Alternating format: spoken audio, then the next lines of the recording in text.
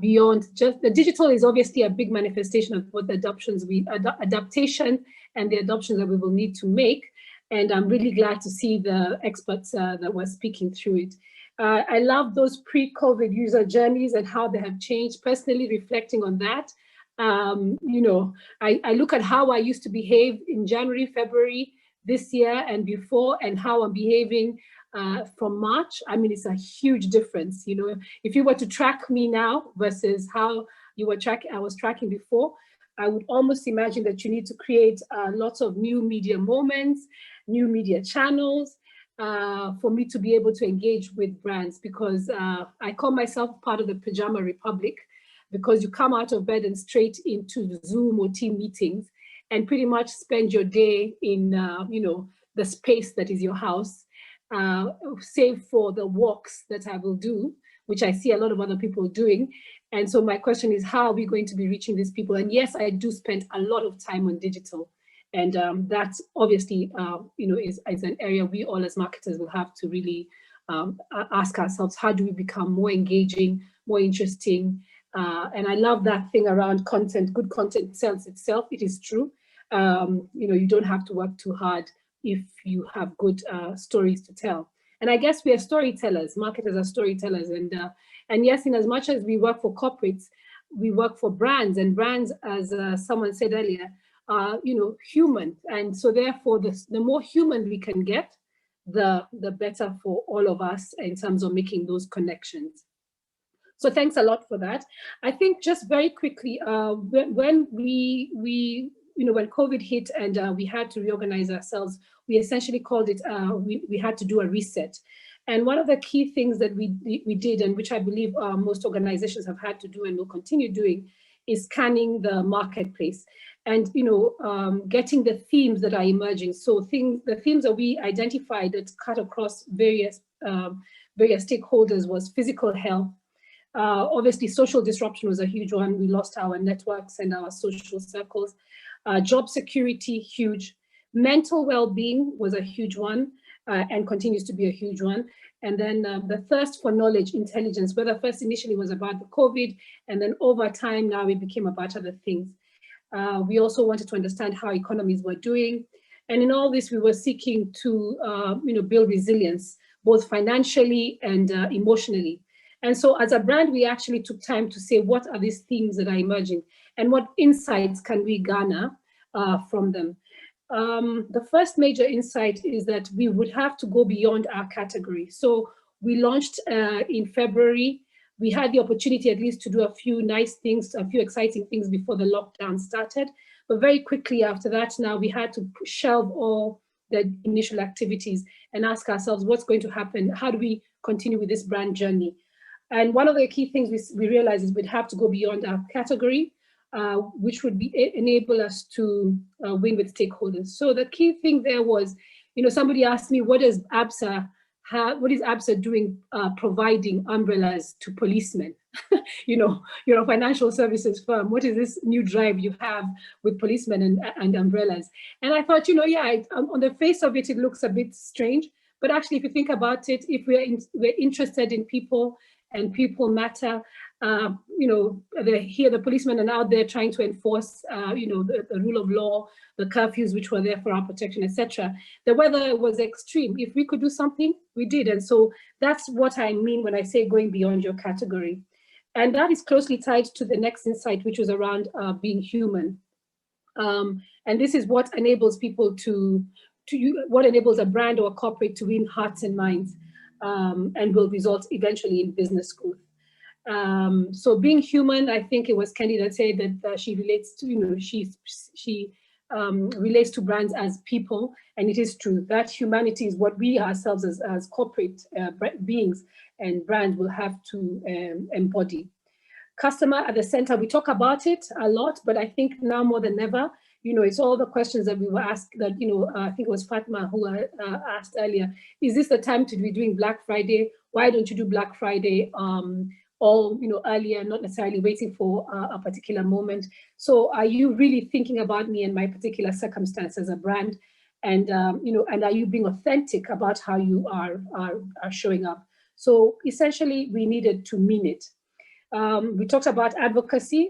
Your employees are crucial. The staff and your colleagues are crucial in delivering on the brand and the promise and the services. So charity begins at home. I think I said this before. You absolutely have to ensure that you keep the employees in front and center. And then I think the final thing was around just proof points. You know, show me that you really care. Show me substantially that you're actually doing something, you know, walk the talk. It's all very well to say all these lovely, you know, what I sometimes call motherhood statements about we care, we're here for you, we bring your possibilities to life, whatever, but what does that actually substantively mean? And now more than ever, substance over form is going to really matter. So with that, I think for Absa, we took a few lessons. You know, like I said, businesses do not operate in a vacuum. They're people-oriented, they're operated by people, they serve people on a daily basis. And therefore, as a business for a business to succeed, business has to have people at its core. And that's a mantra that we upheld throughout. And this, as I said, we saw this mantra through the lens of colleagues, of customers, of communities in which we operate.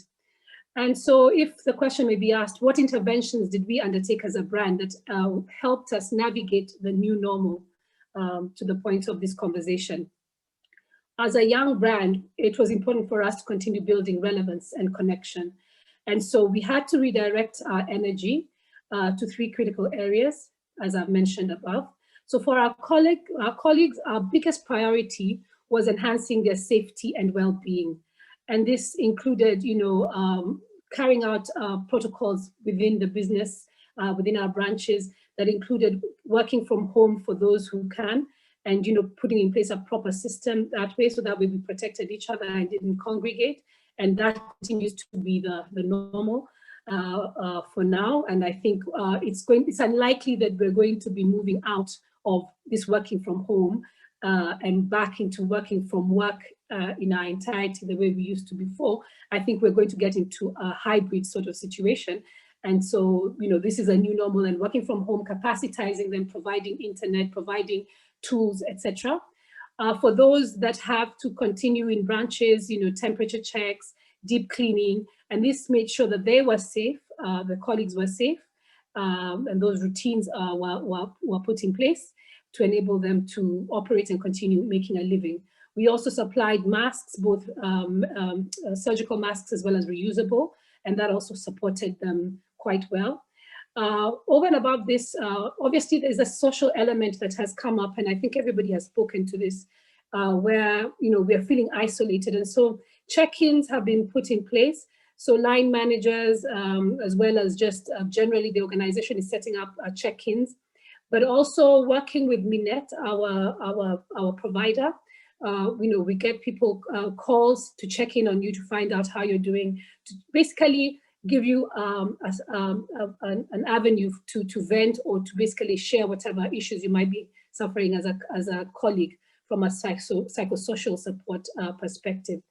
And so all in all, what this has done is ensure that we are able to continue with our business with no interruption. For our customers, we earlier on talked about the loan relief program. We were committed to ensuring that SMEs, which are the backbone of our economy, as well as our retail and corporate customers, were all cushioned. And we equipped them with both information and tangible reorganization of their facilities to enable them to work. So again, this speaks to what I was saying around, you know, the proof of the pudding is in the eating. You say you're here for me, show me how. You know, you're here to bring my possibility to life, show me how. And I think that was one of the ways in which we did it. Again, there will be questions around, you know, how sustainable is this? You know, how long until things begin to unravel? But I think as a financial institution, we are committed to ensuring that we do the best job for ourselves, for our customers, for our economy, for our country, because that's the only way we can survive. And that joined up perspective may have been there before and was there before, but it has actually been reinforced by this COVID the effects of COVID-19, because now we have a joint, we have a joint destiny. It's no longer just enough to look at my corner and say, I'm good, you guys sort yourself up. We have to figure out, how do I help you reorganize yourself so you are sustainable, your business is sustainable, because in that sustainability, my business also continues. And so that's one other thing. I think the other thing that I would call out from a community perspective is, and this is where I talked about going beyond the category and partnering with people that you would not normally partner with to deliver on the human needs of the society in which we are operating in. We have a very strong enabler to our business strategy, which is to be an active force for good. And an active force for good basically means that we will go over and above our main roles or our main jobs to do good for society, or to contribute to society, because that's the only way in which we have this shared value. And so when the call came, obviously alongside other corporates, we purchased personal protective equipment, we provided masks, we provided. Because we also went a bit further, and again, in partnership with Minette, opened up a psychosocial line. I think somebody talked about the fact that why aren't brands doing things around figuring out how to support people in their mental well-being. Actually, we did that, and I'm very pleased that we were able to do that. And over and above, obviously, the masks and what have you, we also spoke to staying fit. We talked about fitness and physical health. And again, we have also come up with this campaign called Stay Home, Stay Active, working with a series of partners. So in a nutshell, we were able to demonstrate that a brand can actually overcome challenges. We actually talk about Africanacity being the tenacity and the resilience, and in the ingenious ways in which we find a way to get things done. And for ourselves as an organization, we actually had to do that because, as I said, we had literally just launched before the pandemic struck. And so what lessons have we learned? I think I've spoken to most of them. It's all about showing our humanity.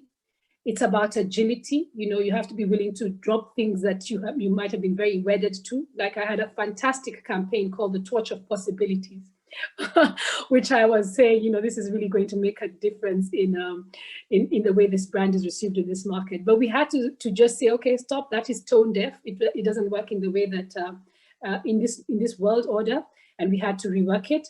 And so that's the agility I'm talking about. Innovation and increased digital adoption. I think that has already been spoken to. I don't need to overemphasize it. There's also the whole piece around VUCA, living and operating in a volatile, uncertain, complex, and ambiguous environment. And that living with uncertainty is something that we're all having to do. We don't know what tomorrow brings. It's Christmas time, and we're not even sure what that celebration looks like. New Year, last year, I told you exactly where I was going to be. This year, I'm not sure. January, what does that portend? And beyond, into 2021.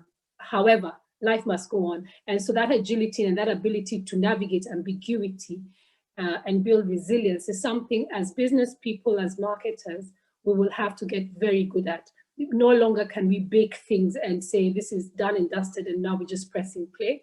We will have to build resilience and redundancy into our plans. Obviously, customer feedback, studying new behavior, understanding, like I said, now what the new user journeys are, like how John shared with us. What does that actually look like? What are the touch points that I will have? Communication cannot be gainsaid. We have to talk. If there's ever a time we've needed to talk, it's now. So communication within the organization, without the organization. And I think communication to collaborate. Now more than ever, we will need to find ways in which we collaborate. Collaboration becomes crucial. And again, those collaborations may be within your category and also maybe without your category. But we'll have to be open. We have to adopt an open stance as businesses and as brands. Your people are your strength. People are your strength. So your people are your strength, and people generally are your strength. So safeguarding their health, their well-being, both financial and otherwise, becomes crucial. Opportunities, I think for me, the other thing to look at, I know it sounds a bit flippant, but they say never let a good crisis go to waste. I don't particularly like that phrase, but I think there's a nugget in there, because one of the things that we have seen is as a result of this crisis, we have actually fast-tracked a lot of things that we would have otherwise not done.